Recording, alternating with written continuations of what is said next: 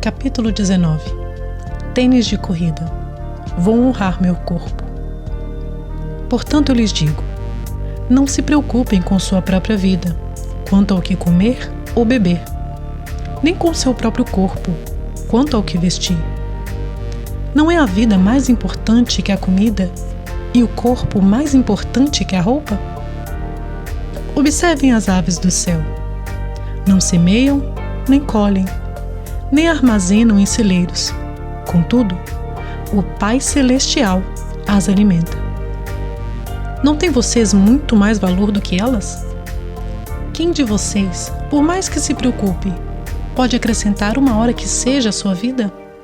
Mateus 6, 25 a 27. Sou, na verdade, tamanho 40. Só mantenho o corpo coberto de gordura para que não sofra nenhum arranhão. Barbara Johnson. Quando Jesus se sentou e começou a ensinar, a multidão era grande. Ele tinha viajado por toda a Síria, e quando ia de cidade em cidade, ensinando e curando as pessoas, muitos deixaram suas casas para segui-lo. Eles nunca tinham visto nada parecido antes. Experimentaram novas emoções enquanto ouviam esse homem falar e o assistiam gentilmente interagir com aqueles que estavam machucados e quebrados pela vida. Era como se o céu tivesse beijado a terra e, por um instante, as pessoas que não se falavam havia um tempo olharam uma para a outra e sorriram. Havia graça onde não havia nada antes. Quando Jesus se sentou, eles correram para pegar um bom assento, sabendo que sempre que um rabino se sentava, era para ensinar. Era difícil compreender totalmente o que ele dizia, pois era como se falasse em enigmas. Mas eles se aproximaram para ouvir. O que ele disse? Uma mulher perguntou a seu marido. Ele disse que devemos ficar felizes se soubermos que somos pobres em espírito. Por quê? Ela indagou. Eu não sei, Marta. Fique quieta agora. Acabei de perder um pedaço. E Jesus ensinou e ensinou. Aqueles que são tristes agora devem ficar felizes, porque Deus os confortará. Aqueles que são humildes devem ficar felizes, porque a terra lhes pertencerá. Naquela noite, quando Marta e Simão estavam deitados na cama, ela disse: Eu não entendi muito bem o que ele disse hoje, Simão, mas adorei ouvir sua voz. É o tipo de voz que você sabe que nunca vai dizer algo errado. Gostei da parte de não se preocupar, agora que o casamento de Miriam está tão próximo. É tudo em que ela pensa esses dias. O que eu vou usar, mamãe? O que eu vou pôr no cabelo? Queria que ele estivesse aqui hoje, Simão. Simão? Você está me ouvindo? Mas Simão já estava dormindo, bem distante em algum barco, pegando peixes enormes. Não se preocupe, fique feliz. Eu me pergunto se há algum ensinamento de Cristo mais difícil para uma mulher do que esse. Não se preocupe com sua própria vida, quanto ao que comer ou beber, nem com seu próprio corpo, quanto ao que vestir. Nossa, como isso é uma luta para nós.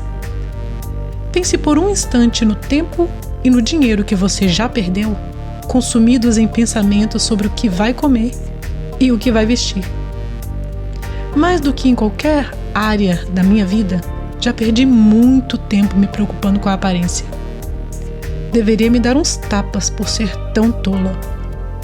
Mas em 2005, fiz uma grande mudança e não acho que algum dia voltarei a ser como antes. Antes de chegar lá, deixe-me contar-lhe uma pequena história pessoal. Talvez você se identifique com ela. A balança do açougueiro. Minha amiga Moira e eu olhávamos para as fotos das modelos em nossa nova revista. Uma amiga da escola a tinha trazido de uma viagem à América e ficamos fascinadas. Lá pelo final da revista, havia uma tabela que dava o peso correto para cada altura. Eu não fazia ideia que existia uma coisa como essa. Qual a sua altura, Moira? Perguntei. Mais ou menos 1,57, mais um pouquinho de nada, ela disse. Certo. Então, você deveria pesar entre 45 e 54 quilos, se não contarmos o pouquinho de nada, disse eu. Quanto é isso? Perguntou. Na Escócia, usávamos stones e libras para pesar. Há 14 libras em cada stone. Tirei a calculadora da minha mochila. É entre 7 stones e 2 libras, e 8 stones e 8 libras, eu disse. É uma margem grande. Qual é a sua altura? Moira perguntou. Tenho 1,62. Quanto era para eu pesar? Ela estudou a tabela. Você deveria pesar entre 54 e 61 quilos. Dá entre 8,8 e 9,9. Quanto você pesa? Perguntou ela. Não faço a menor ideia. E você? Nem eu, disse ela. Não temos uma balança em casa. Onde você acha que podemos achar uma? Já sei, disse. Vamos pedir ao açougueiro. Ele tem que pesar vacas, deve conseguir nos pesar. O açougueiro foi muito gentil e deixou que fôssemos aos fundos da loja para nos pesarmos. Moira descobriu que estava exatamente onde deveria estar, com 49 quilos. Eu, por outro lado, pesava 64. Caramba, disse. Sou a metade de uma vaca. E assim começa. Não sei se você se lembra da primeira vez que percebeu que estava acima do seu peso ideal. Sei que algumas nunca terão tido problema de peso ou podem até ter lutado contra a magreza. Mas, para a maioria das mulheres em nossa cultura, o peso é um grande problema. Sem trocadilho. Quando saí do açougue aquele dia, passei a me ver de forma diferente. Eu me via como uma garota gorda, mesmo que no dia anterior estivesse pesando a mesma coisa e me sentisse perfeitamente bem comigo mesma. Perguntei à minha mãe no jantar por que ela nunca tinha dito que eu era gorda. Ela respondeu que eu não era gorda, só estava crescendo. Sim, mas em que direção? Eu queria saber. Sem limites para os limites. Na Escócia, daquele tempo, se você quisesse perder peso rapidamente, nossas farmácias tinham uma marca de substitutos de refeições chamados Limits. Eles eram grandes biscoitos horrorosos que tinham o mesmo gosto de porta-copos de cortiça. Comprei alguns e nos dias seguintes eles foram meu almoço e jantar. Ao final de uma semana, tinha perdido 1,5 kg e estava ficando muito amiga do açougueiro. Continuei por mais uma semana até perder pouco mais de 2 quilos. A essa altura, sentia como se tivesse comido fibras suficientes para afundar um navio. Então, desisti da minha primeira dieta. Mal sabia eu quantas vezes reviveria essa experiência. O que você pensar eu já fiz. Vigilantes do Peso, Jenny Gregg, LA Weight Loss, Perda de Peso de Los Angeles, Atkins, Slim Fast, a dieta da sopa de repolho e por aí vai. Vigilantes do Peso é um programa muito bom, mas fiquei entediada e desestimulada porque não consegui perder 9 quilos na primeira semana. Minhas expectativas eram um tanto quanto irrealistas naquela época. Jenny Gregg funciona para muitos, mas como viajo tanto, é difícil aquecer a comida pré-preparada em um quarto de hotel. E acreditem, eu já tentei. Mesmo depois que saí, o conselheiro ficou me ligando, tentando me encorajar a voltar. Barry dizia: é a polícia de Jenny Gregg na linha. Eles rastrearam você. LA Weight Loss funcionou muito bem para mim por um tempo, até que saí para comemorar o meu aniversário e nunca mais consegui voltar. Tenho uma mentalidade distorcida em relação a dietas. Penso, bem, já tentei isso e não funcionou, então preciso de um novo plano. Ah, o mistério e a sedução de um novo plano. Nunca passou pela minha cabeça que as dietas funcionavam. Eu é que não funcionava. Se eu comer mais um ovo, vou entrar em combustão espontânea. Quando a dieta Atkins chegou com tudo, tinha certeza de que havia encontrado a resposta a todas as minhas orações. Agora, eu podia oficialmente ir ao Waffle House para tomar café da manhã. Podia pedir um omelete de queijo com bacon crocante, café e creme. Podia comer hambúrgueres, queijo e bife, e dava para dizer que estava perdendo peso rápido. Fiquei bem por umas 2 semanas, até atingir o limite máximo de ingestão de proteínas, LMIP. Não é um termo científico. É só a realidade que encarei quando me vi olhando para um prato de carne e imaginando-me andando por um campo, enquanto eu o perseguia com garfo e faca. Alguns parecem ir bem nesse programa por meses, mas eu não consegui. Nem no programa Slim Fast ou na dieta da sopa de repolho. Existe um limite à quantidade de repolho que uma pessoa pode comer antes de começar a ficar esverdeada. Vou poupá-la da caminhada que fiz desde que tinha 20 anos e simplesmente resumirei com um comentário que meu pastor fez um dia. Sheila, se você simplesmente carregasse todos os livros de dieta para cima e para baixo pelas escadas algumas vezes, resolveria seus problemas. Deus honrado aqui. Se eu pudesse ter uma placa pendurada no pescoço para indicar que sou uma fiel, queria que nela estivesse escrito: Deus honrado aqui. Tenho percebido através dos anos, no entanto, que quando estou consumida por minha aparência e pelas dietas que estou começando ou abandonando, Deus honrado aqui não seria uma declaração precisa. Mais do que o desperdício de dinheiro, eu me arrependo do tempo que já perdi em ciclos de autopunição. Em vez de estar usando tênis internos de corrida que me levariam a um lugar saudável honrando ao Senhor com meu corpo, continuei entrando em ciclos de autoderrota. Vejo isso na vida das minhas amigas e da minha família também.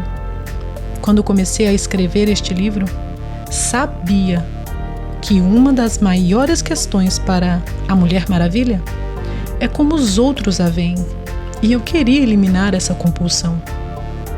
Enquanto orava a Deus para que me ajudasse a me livrar desses ciclos sem fim, uma frase ficava batendo na minha cabeça.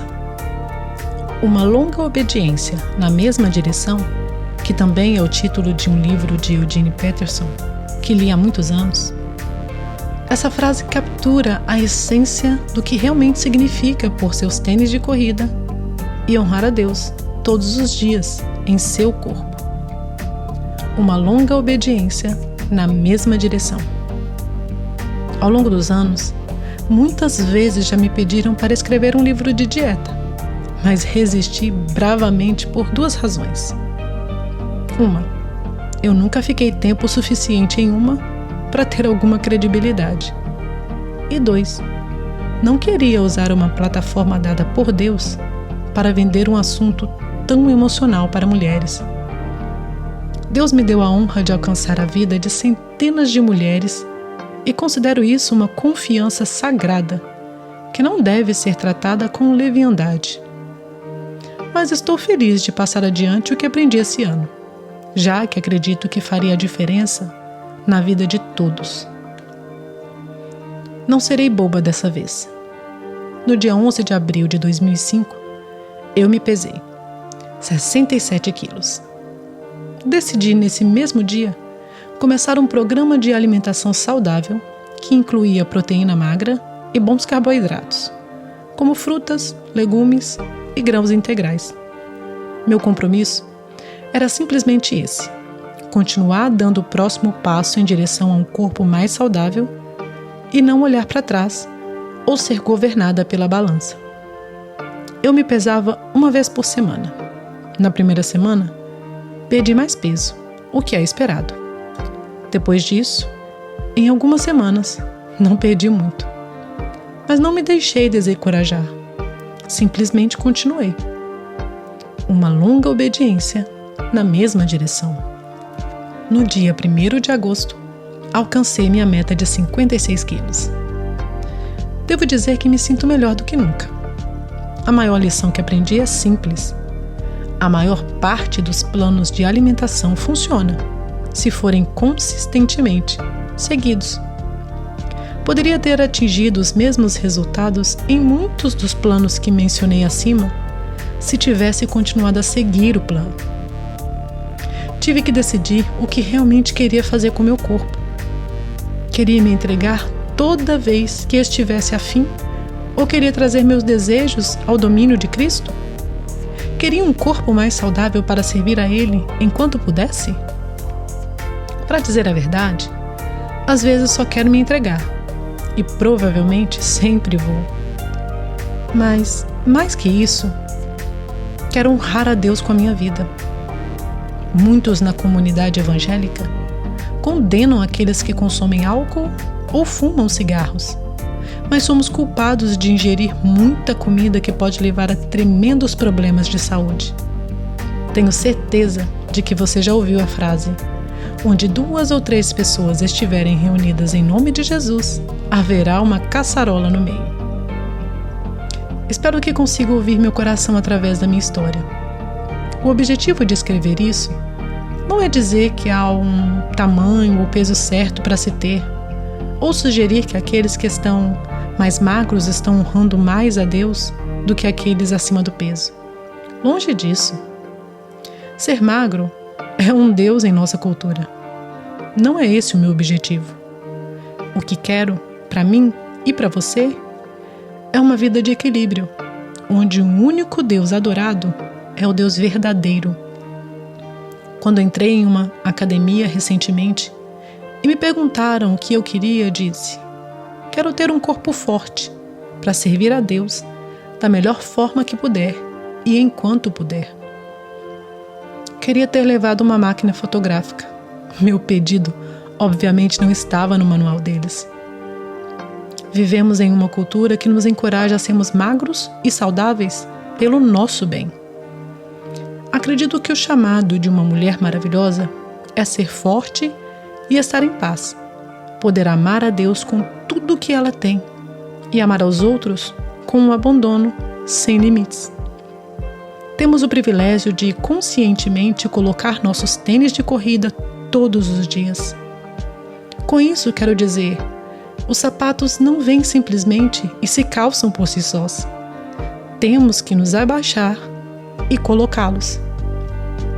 É assim também como honramos ao Senhor com nosso corpo. Não acontecerá por si só. Temos que acordar todos os dias e mentalmente calçar esses tênis e dizer: hoje, Senhor, esse é mais um dia em que manterei uma longa obediência na mesma direção. Você consegue, mulher maravilhosa.